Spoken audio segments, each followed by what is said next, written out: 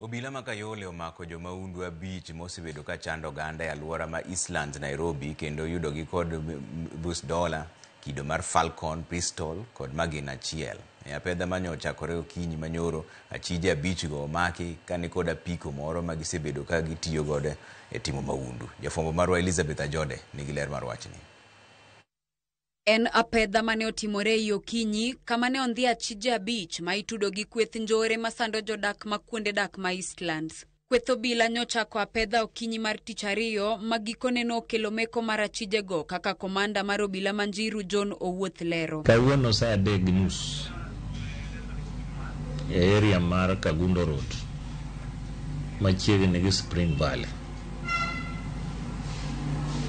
Askari mane nitie patrol noromo gi pikipiki moting'o ji ariyo ma iriembo gi ji adek. Obila lero ni achije adek ne orakruok godo e apaya ma Kangundo Road kane gitiyo kod apiko.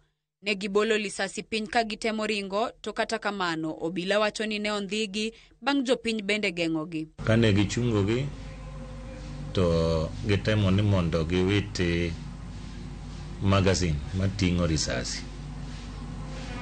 So askari wakakuwa suspicious,